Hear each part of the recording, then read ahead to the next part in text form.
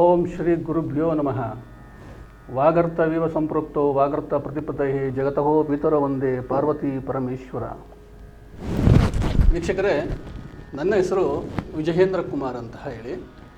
ನಾನು ಸುಮಾರು 6 ವರ್ಷದಿಂದ ಶಿವಂ ಗುರುಕುಲದಲ್ಲಿ ಈ ಒಂದು ನಾಡಿ ಜ್ಯೋತಿಷ್ಯನ ಅಭ್ಯಾಸ ಮಾಡ್ತಾಯಿದ್ದೀನಿ. ಸೊ ಇವತ್ತು ನಾನು ನಿಮ್ಮ ಜೊತೆ ಈ ಒಂದು ಸಪ್ತಪದಿ ಅನ್ನೋ ಒಂದು ಟಾಪಿಕ್ ಬಗ್ಗೆ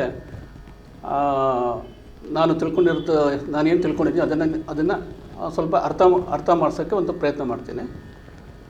ನೋಡಿ, ಈಗ ಪ್ರತಿಯೊಂದು ಮನೇಲಿ ಒಂದು ಹೆಣ್ಮಗು ಇರುತ್ತೆ.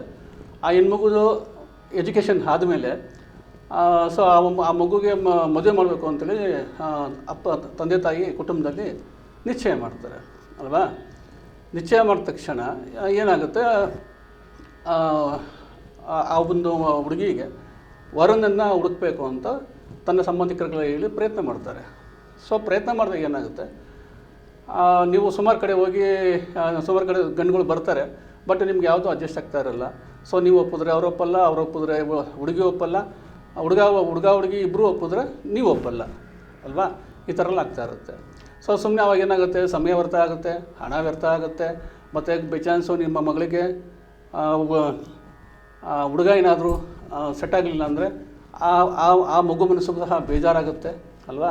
ಈ ಥರ ಆಗೇನಾಗುತ್ತೆ, ಈ ಮದುವೆ ಬಗ್ಗೆ ಯಾರೇ ಬೇಡ ಅಥವಾ ಈ ಥರ ಏನೋ ಒಂದು ಅನ್ಕಂಫರ್ಟು ಫೀಲ್ ಆಗುತ್ತೆ ಅಲ್ವಾ.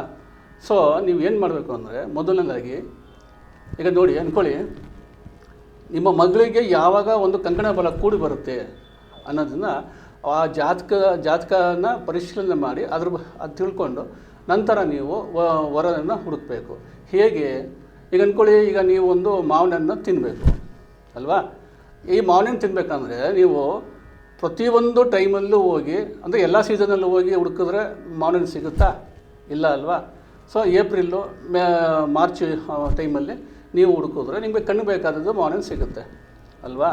ಅದೇ ಥರ ನಿಮ್ಮ ಮಗಳಿಗೆ ಮದುವೆ ಆಗೋದಕ್ಕೆ ಒಂದು ಕಂಕಣ ಬಲ, ಆ ಕಂಕಣ ಬಲ ಯಾವಾಗ ಬರುತ್ತೆ ಅನ್ನೋದನ್ನು ನೀವು ಜಾತಕದ ಮುಖಾಂತರ ತಿಳ್ಕೊಂಡು ಆ ಟೈಮಲ್ಲಿ ನೀವು ಪ್ರಯತ್ನ ಪಟ್ಟಾಗ ನಿಮ್ಮ ಕುಟುಂಬಕ್ಕೆ, ಅಂದರೆ ನಿಮಗೆ ಯಾವ ಥರ ಬೇಕೋ ನೀವು ಇಷ್ಟಪಟ್ಟ ರೀತಿಯಲ್ಲಿ ನಿಮಗೆ ಅಳಿಯ ಸಿಗ್ತಾನೆ ಅಲ್ವಾ.